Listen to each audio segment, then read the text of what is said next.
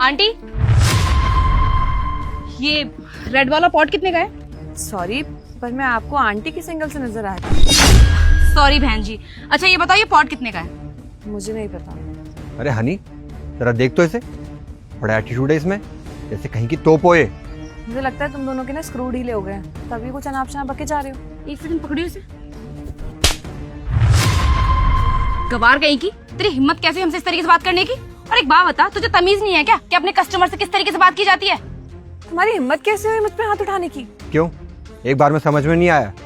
अरे हनी, मैं तो ये कहता हूँ एक थप्पड़ और लगा इसको, तब अकल ठिकाने आएगी इसकी। अरे रहने दे ईशान, इतना ज्यादा हाइपर होने की जरूरत नहीं है। वैसे भी भिखारी कर ही क्या लेंगे।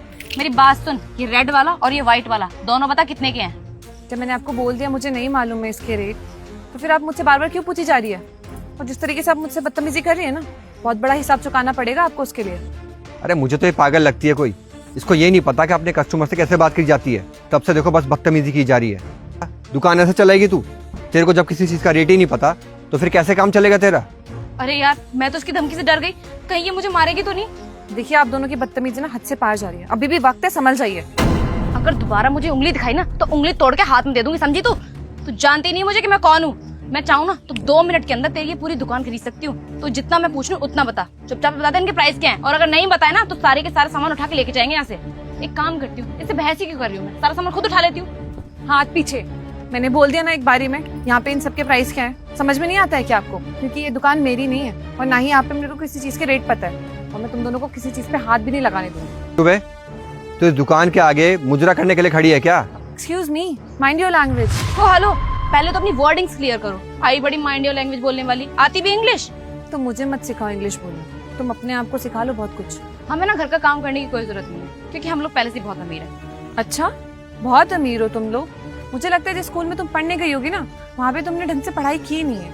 उस स्कूल वालों ने तुम्हें तमीज सिखाई नहीं है, और तुम्हारे पेरेंट्स ना तुम्हें संस्कार देना भी भूल गए, तभी तुम्हें लोगों से बात करने की तमीज ही नहीं है। How dare you! तेरी हिम्मत कैसी मुझसे इस तरीके से बात करने की? और तू होती कौन है जो मेरी फैमिली के ऊपर जाएगी? आपकी ना बदतमीजी हद से ज्यादा बढ़ती जा रही है। अपनी ना हदों में रह के बात कीजिए, नहीं तो फिर जो आपके साथ होगा ना वो शायद आपको हजम ना हो। अच्छा, तो बदतमीजी की शुरुआत किसने की थी? तूने की थी ना बदतमीजी। अगर तू चुपचाप हमें इनके प्राइस बता देती तो हम चले जाते खरीद के यहाँ से, लेकिन नहीं, तुझे तो हम जैसे अमीरों से बहस करनी है। वैसे भी हमारे पास ना इतना ज्यादा पैसा है कि हम चाहे ना तो खड़े खड़े तेरी पूरी नर्सरी खरीद सकते हैं। और तू जानती है हमारे पास कितनी सारी गाड़ियां हैं, कितना बड़ा घर है हमारे पास। अरे बहुत पैसा है, समझी? तेरे पूरे खानदान को ना खड़े खड़े खरीद सकते हैं हम लोग। और तो और, जो मेरा भाई है ना वो यहाँ का SHO है।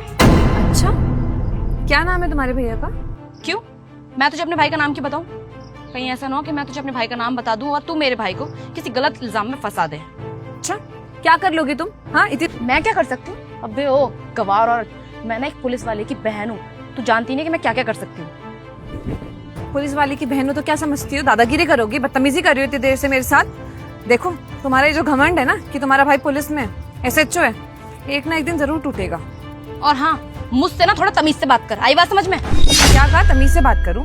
तुम दोनों इज्जत डिजर्व करते हो जो तुमसे तमीज से बात करूं? अबे ओ, मैं इतनी देर से चुप हूँ तो इसका मतलब ये नहीं है जो तेरे मन में आएगा तो वो बोलेगी। अरे हनी यार, एक काम करते हैं, ये सामान उठाते हैं और चुपचाप चलते हैं यहाँ से। पैसे नहीं देंगे अब इसको हम। ये भी पता नहीं कहाँ रह गए। क्या हुआ, कोई और भी आ रहा है क्या हमारे एंटरटेनमेंट के लिए यहाँ पर? सुन, अब ना तेरा बहुत ज्यादा हो रहा है। अब चुपचाप से ना इन पॉट्स के प्राइस बता, हमें जाना है, बहुत काम है हमारे पास। देखिए मैडम, मैं पहले भी बोल चुकी हूँ आप दोनों से और दोबारा बोल रही हूँ कि ना ही ये मेरी दुकान है, ना ही मुझे यहाँ पे किसी भी सामान के कोई भी रेट पता है। आप बार बार मुझसे पूछ के अपना टाइम और मेरा टाइम वेस्ट मत कीजिए। वैसे आप मुझसे बदतमीजी बहुत ज्यादा कर चुकी है। ओ हेलो, तू मेरे दोस्त से इस तरीके से बात क्यों कर रही है? तू जानती है ना ये मेरा दोस्त है, और मेरे होते हुए ना मेरे दोस्त से कोई बदतमीजी नहीं कर सकता। वाओ, मतलब अपने भाई की धौस दिखाकर आप मेरे साथ बदतमीजी भी करेंगी और अपने साथ एक चेला लेकर भी घूमेंगी? क्या समझती क्या है आप खुद को? अबे गवार, तुझे एक बात बता दूं, जिन लोगों के पास पावर पैसा होता है ना, उन लोगों के अंदर अकड़ तो होती है, और जिन लोगों के पास नहीं होता वो लोग किस बात की अकड़ दिखाएंगे? जैसे कि तू, तेरे पास तो कुछ भी नहीं है, तो फालतू में हमसे बहस मत कर। हम लोग जितना बोल रहे हैं उतना कर।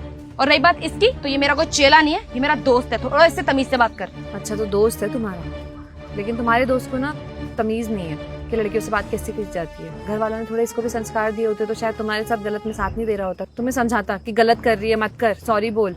लेकिन इसने तुम्हें समझाने के बजाय तुम्हारे साथ दिया गलत में। अरे यार हनी, तू क्यों इससे बहस कर रही है? मैं कह रहा हूँ ना, सामान उठा और चल यहाँ से। सही कह रहा है तू। हाथ पीछे करो। बोल दिया ना मैंने तुम्हें कि यहाँ पे तुम किसी चीज को भी हाथ नहीं लगाओगी, समझ में नहीं आता तुम्हें? तेरी इतनी हिम्मत कि तूने मुझ पे हाथ उठाया। सहन तो मैं तुम दोनों की बदतमीजी कर रही हूँ, इतनी देर से कुछ कह नहीं रही हूँ, तो इसका मतलब ये नहीं कि तुम अपनी बदतमीजी पे इतने ज्यादा नीचे गिर जाओगे। तुम दोनों के साथ ना मुझे कुछ ऐसा करना पड़ेगा जिससे तुम दोनों को सबक मिले। अच्छा, अब मैं कुछ ऐसा बताने वाली हूँ जिसे सुनने के बाद ना तुम्हारे पैरों तले जमीन खिसक जाएगी।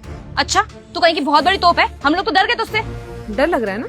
डर के ही रहना चाहिए, अच्छी बात है तुम लोग। अबे ओ गवार और तेरे जैसे बहुत आए और बहुत चले भी गए।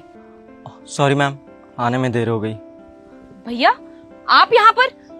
चुप कर रानी, तू मुझे बता तू यहाँ क्या कर रही है? भैया मैं तो यहाँ पर पॉट्स लेने के लिए आई थी ईशान के साथ, लेकिन ये गवार औरत मुझसे बदतमीजी कर रही है इतनी देर से, और तो और भैया इसने मुझे चाटे मारे खींच खींच के।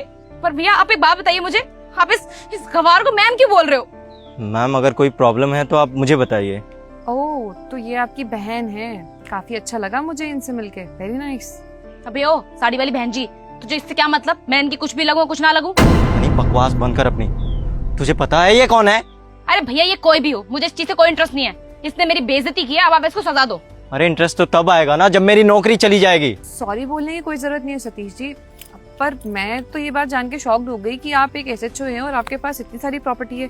आपकी बहन ने बताया आपके पास बहुत बड़ा बंगलो है, गाड़ी है, नौकर चाकर है, लेकिन जहाँ तक मुझे पता है कि एक एसएचओ इतना तो नहीं कमाता कि वो एक लग्जरियस लाइफ अपनी फैमिली को दे सके। एक आम आदमी की जिंदगी तो होती है उसकी। और आपको ज्यादा टाइम भी तो नहीं हुआ नौकरी पे लगे हुए, आई थिंक 6-7 महीने तो हुए। 6-7 महीनों में आपने इतने सारे पैसे कमा लिए कि आप अपनी बहन को इतनी लग्जरियस लाइफ दे रहे हैं।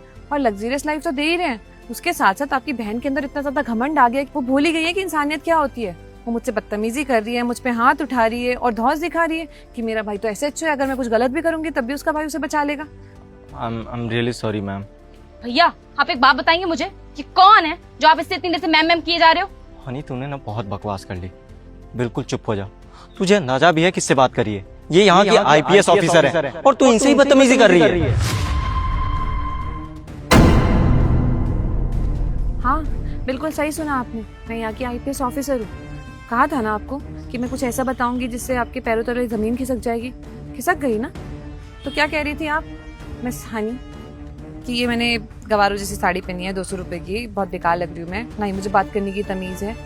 हाँ, गाँव से आई हूँ तो अब तो आपको पता चल गया होगा ना मैं कहाँ से आई हूँ, मैं क्या करती हूँ, मेरा प्रोफेशन क्या है, मेरी डेजिग्नेशन क्या है। आपके भैया जिसकी आप धौस दिखा रही थी, धमकी दे रही थी, घमंड दिखा रही थी, वो भी तो मेरे अंडर ही काम करते हैं। आपका भाई तो मुझे सल्यूट करते हैं। नाउ कहो क्या कहना है, अब बोल के दिखाओ, अब मारो थप्पड़, अपने दोस्त के साथ मिलकर मेरी बेइज्जती करो ना। अब कैसे कर पाओगी? अब तो तुम्हें पता चल गया ना कि मेरा औहदा क्या है। तुम जैसे लोगों की ना सबसे बड़ी दिक्कत यही है कि अपने से छोटे वर्ग के लोगों को सोचते हो कि अपने पैरों की जूती है, उन्हें अपने पैरों तले रौंद दोगे।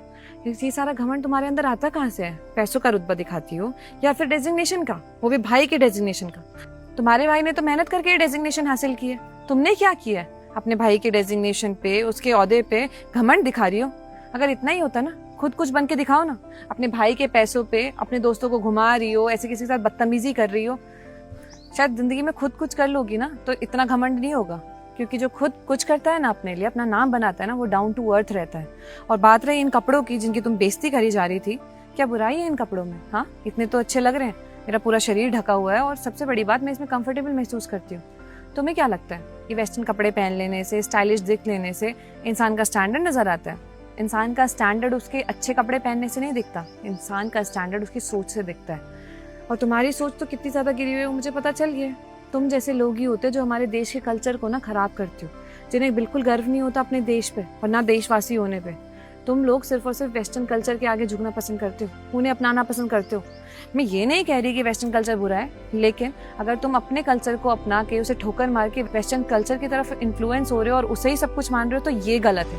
बाहर के देश के लोग हमारे कल्चर को समझते हैं, उसे अपनाते हैं, साड़ी पहनते हैं, उसे प्रेफर करते हैं, और तुम अपने देश का होकर, एक भारतीय होकर अपने देश के कल्चर को ऐसे कैसे बोल सकती हो? हाँ, एक बात बताओ, तुम लोग ना इस देश के बैकबोन, बोला जाता है youngster are the backbone of the country, but अगर अब देश की बैकबोन ऐसी होगी तो देश की तरक्की कैसे होगी? प्रोडक्टिविटी तो तुम लोगों के हाथ में है ना, लेकिन तुम लोग की सोच तो इतनी ज्यादा गिरी हुई है, कैसे तुम देश की तरक्की कर पाओगे? क्योंकि तुम लोग तो अपने छोटे वर्ग के लोगों को कुछ समझते ही नहीं। देखो, देश ना लोगों के साथ मिलके चलता है, सबकी तरक्की देखनी पड़ती है, सबके बारे में सोचना पड़ता है। सिर्फ अपने बारे में सोचने से कुछ नहीं होता। खैर, तुम्हें मैं क्या समझाऊं? तुम्हारी सोच ही गिरी हुई है। शायद मेरी जितनी भी कही हुई बातें तुम्हारे सर से जा रही होगी, क्योंकि तुम्हें समझ ही नहीं आएगा। समझ उसको आता है जो समझने की कोशिश करता है। तुम्हारे दिमाग में तो भूसा भरा है, तुम्हें कुछ नहीं समझ में आएगा। और रही बात तुम्हारी बदतमीजी की सजा, तो तुम्हारी बदतमीजी की सजा जरूर मिलेगी तुम्हें, तुम्हारे भाई को भी मिलेगी। मैम मैम प्लीज मेरी गलती की सजा मेरे भाई को मत दीजिए। गलती मुझसे हुई है, आपको मुझे जो सजा देनी है आप दे दीजिए, लेकिन प्लीज मेरे भाई को नौकरी से मत निकालिए। क्यों? बिल्कुल मिलेगी सजा तो, क्योंकि तुम धौंस तो दिखा रही थी ना अपने भाई का, उसके ओहदे का।